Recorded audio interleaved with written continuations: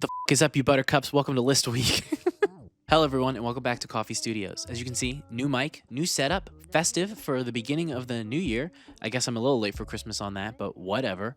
And welcome to List Week. I do this every year where I make lists of my favorite things I did that year and my favorite pieces of media I have consumed. This list week, we will have 3 separate lists. We will have the best albums of the year, the best movies of the year, and the best video games of the year. Last year it was just 2, movies and video games. This year we're adding on music. So this video is the top 10 albums of the year and the albums that I've been listening to the most and that I'm really in love with. And so yeah, I hope you guys really enjoy this. It was really fun to put this together, and I'm super excited for you guys to see the other lists as well. So without further ado, let's jump right on into the video with our number 10 spot.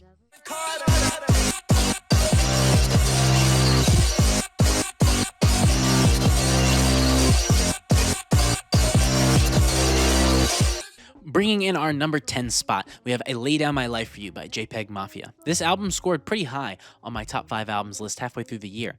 But as the time went on, so many other great records released, and I went and found lots of other stuff that I think I appreciated more. And in my big list of going through all these different albums this year, it ended up bumping back a few spots, but still making my top 10. I personally found myself very engulfed by this album. I loved it. I thought it was great. And while it's not Peggy's deepest work in any means, it is also some of his most fun. The instrumentals are incredible on songs like Sin Miedo. And, just right from that intro, you just feel it. You feel this album, how heavy it is, the mix of rock and heavy metal influences, along with that traditional abstract sort of production that Peggy is so well known for. It's really just a great time, and I definitely think it's his best vibes record so far, and I really hope that he's able to keep bringing these heavy-hitting instrumentals in the future, along with those amazing lyrical rhymes and rhythms he's able to come up with like he's done on his previous records, and bring that personality forward and really kind of create this perfect mash album in the future. But overall, still absolutely in love with this record, and definitely recommend you check it out if you like hip-hop.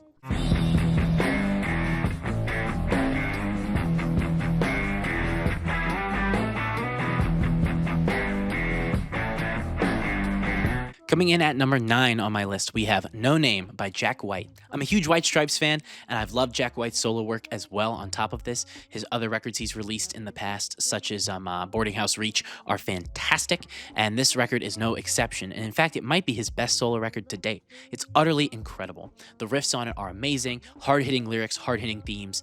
The kind of stuff you loved about the White Stripes is kind of back, but in a new flavored way. Sort of if you had that same dish, but with a new spice in it. It's fantastic. I love it. Jack White is one of those artists that as he gets older, his work only improves. I feel like he's not running out of steam at all. He's trying new and exciting things, going new different directions that you just never expect, and overall, I can't wait to hear where he keeps going into the future.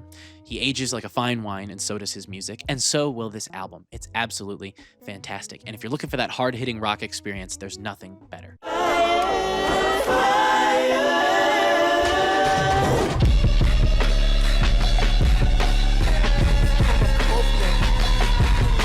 Coming in at number 8, we have Chromacopia by Tyler, the Creator. I'm a huge Tyler fan. I loved his work on Flower Boy and on Igor, and I loved Call Me If You Get Lost, and even some of his earlier works like Wolf I find really fun and enjoyable. And this album is no exception, and it absolutely deserves its spot as one of his best records. While it's not my personal favorite of Tyler's, I still think it's absolutely outstanding. It's definitely his heaviest record, and perhaps the most tight-knit, I can say, in a way. It consistently keeps a certain sound throughout the whole thing, while still having moments to experiment and reach past the bounds that it's set. And while I don't think it hits as hard for me and is as sleek and sexy as something like Igor, or as personally open and sympathetic as something like Flower Boy, I do find myself still in love with this record, which is why it's landing at my number 8 spot. And I definitely recommend, if you haven't listened to it yet, to check it out. It's one of the more interesting records of the year, and has sort of sounds that you may not hear in other places in the world, because Tyler has such a unique vision for production. So I definitely recommend you check it out.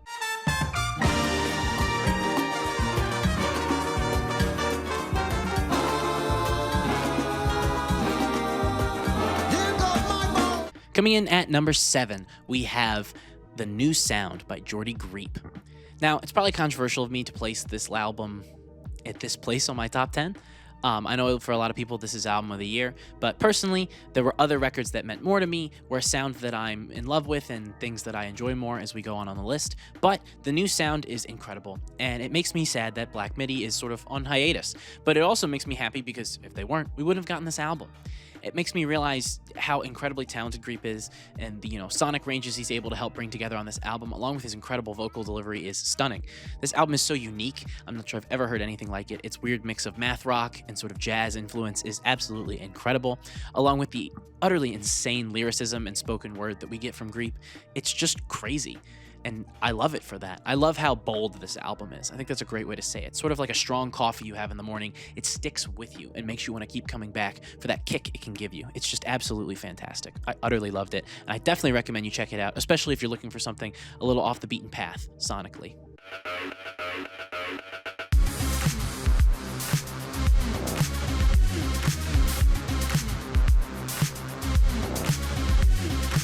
Coming in at number 6, we have Hyperdrama by Justice.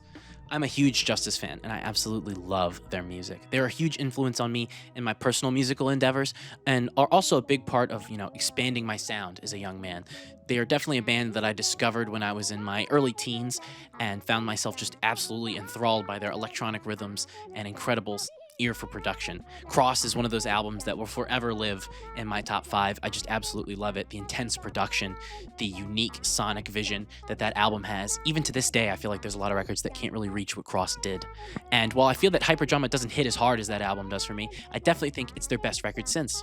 Hyperdrama is a beautifully sleek yet crunchy and groovy album that as you go through it, you find these nice sort of funk-inspired EDM bangers, like something like, I'm forgetting the track name, like Neverender or One Night, All Night. But then you also have those songs that kind of throw back to Cross a little bit, like Generator, that hit really hard and have those driving rave anthems that you just love.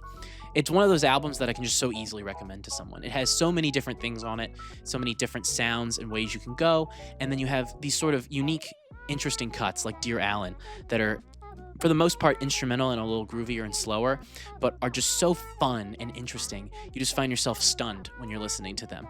It has the hype moments, it has the chill moments, it has the great finales. Everything is utterly incredible. And I would be remiss to not mention the finale with The End featuring Thundercat. Absolutely great closer, and definitely helps cement the energy that this album is going for. I highly recommend it.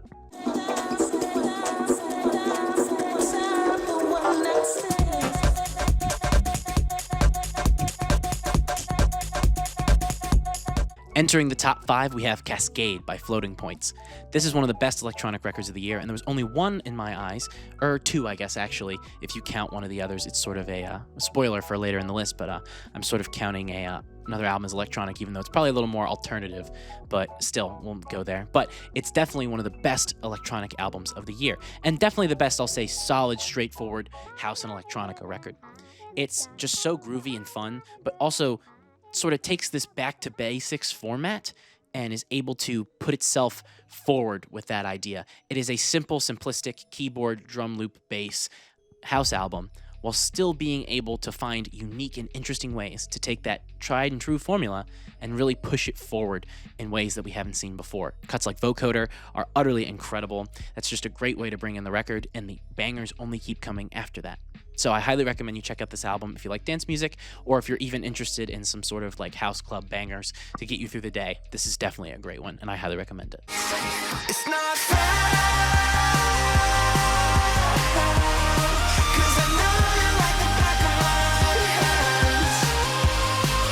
Speaking of electronic, or I should say electronic inspired, my number 4 album is Smile by Porter Robinson. I'm a huge Porter fan. I think Nurture is one of the best albums of the last decade. I'm absolutely stunned by how beautiful that record is, and I still can't shut up about it to this day. And obviously I love some of Porter's work on Worlds before that, and some of his side project stuff like Virtual Self. And I also really liked his early dubstep stuff when I was younger on like Spitfire.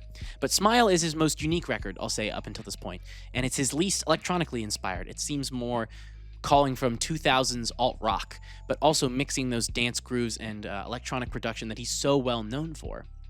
And I find myself utterly stunned by it. It's such a good feeling record, but in a different way than something like Nurture. Nurture is one of those albums that you put on and it instantly makes you feel better, whereas I would say Smile is more of a cathartic record. You listen to it and you think about reflecting on yourself as he is reflecting upon himself, as he looks through things about his stardom, his relationship with his fans, through a groovy pop star, electronica, alt rock vision. and it's an incredible combination of sounds. The song Cheerleader off of this album is probably my song of the year. I've listened to it so many times, and I'm absolutely in love with it. It's so hard-hitting, so emotional, so groovy, so catchy. It's fantastic, and it's why Porter has landed himself in my top 5 in the 4th position. So, moving on, let's see who's up next on the list. What they ask for. It's not enough. Few solid niggas left, but it's not enough. Few bitches that are really stepped, but it's not enough. Say you bigger than myself, but it's not enough. At number 3, we have GNX by Kendrick Lamar. I absolutely loved this album. I'm a big Kendrick fan, and while I think a lot of people feel very varying opinions on his previous work, you know, some people liked Miss Morale, some people didn't, some people liked Damn, some people didn't. I think a lot of people can agree that Kendrick has this amazing ability to make bangers and also make really deep and thoughtful music, like on To Pimp a Butterfly, for example. And I find GNX to be this sort of amazing middle ground in between those. I know a lot of people talk about the fact that it feels like him leaning more into his banger production side and this idea of just creating this hard-hitting record, but I feel that there's some tracks like The Heart Part 6, for example, on this album that are just as deep as stuff you could find on his other records, and it feels like he's reflecting on the glory of being the greatest of all time while also being able to thrive in the ability to just have fun. He's able to, in a sense, romantically look at his life and appreciate these hard moments he had to go through, while at the same time being willing to have fun with the spot where he's at and not letting the crown weigh him down too much. This album feels not only like a victory lap, which it kind of is if you look at the Drake and Kendrick beef over the years, but it's also a celebration of all the hard work it takes to get to that point and the emotional toll it can take on a person. I think this album's incredible, and I think you should absolutely listen to it, even if you're not into hip-hop. It could be a great first album for that genre for you, and I'm super excited to see him perform at the Super Bowl. So, let's move on to the number 2 spot. Yeah, 360. When you're in the mirror, do you like what you see? When you're in the mirror, you're just looking at me. I'm everywhere, I'm so Julia. I'm not going to say I wasn't a Charli XCX fan. She had a lot of cuts I liked, and I really liked some of her previous records. And I grew up in the era where her song with, I'm forgetting the other band's name, I'll throw it on screen, I Love It, was an absolute anthem when I was growing up, and I really liked it. Anthems as well is also a great song by Charli XCX. But something about Brat just hits different. There's a reason we had the Brat summer, literally.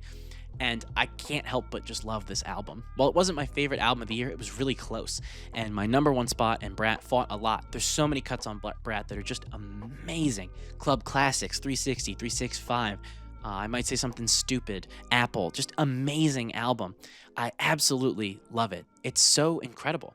The dance grooves are fun. The emotions are palpable. The production is so unique. I've never heard a dance album like this. Even though it's calling back to age-old 90s rave influences and different, pop house bangers from the 2000s. At the same time, it does them in a unique way that I haven't really heard before.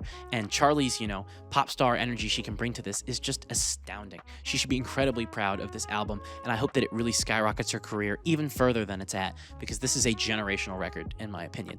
And it would be number 1 if it wasn't for the fact that a favorite band of mine put out a generational record this year as well. So without further ado, let's talk about my album of the year. I know that was shack, bitch burning, bodies break is clear. Something's gonna change, and when it does. If you've been following the channel for a while, I'm not sure this would come as a surprise. I absolutely adore Vampire Weekend. I'm a big fan of their work. I've liked all of their records. And while I think their albums since Contra haven't been as powerful, I think this is the first time they've gotten even close to appreciating that. And as time goes on, I can even see myself loving this album more than Contra and thinking it's their best. The emotional depth on Only God Was Above Us is incredible. I have a review on this channel. It's one of the few times I've actually sat down and reviewed an album, and I'm absolutely stunned by it. To this day, I still find every song on there beautiful and incredible. Even cuts that people seem to think are kind of flat, like The Surfer, I really find an enjoyable, visionary, almost poetic image it's able to paint. A lot of this album feels more emotionally palpable than Vampire Weekend's previous work.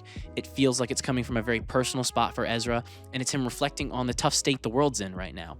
And to take, this beach rock band that a lot of people look at them as and, have them take that groovy, catchy, sort of beautifully melodic sound that they've done and apply it to a harsh worldview and just hypercritical analysis of where we're at as a species is incredible. This album is so hard-hitting.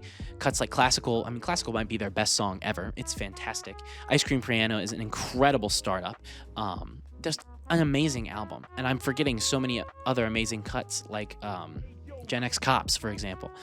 It's just such a good record. Every song feels different. Every song feels unique. It all feels like it stays its place. And it paints this beautiful narrative of a future we may all yet implode in. That we can't seem to escape. And yet it's still beautiful to appreciate the moments that come along with it. It's a great poetic sort of analysis of where the world is at, and it's an album that makes me appreciate every day more and more as I listen to it. And that is why it is my album of the year. But what is your album of the year? Let me know in the comments below. I hope you guys enjoy List Week. And I will catch you all in the next one. So much love, everybody. Please like, comment, and share. As always, please tell me how you feel in the comments. Love starting conversations, and I will see you next time. Bye-bye, everybody.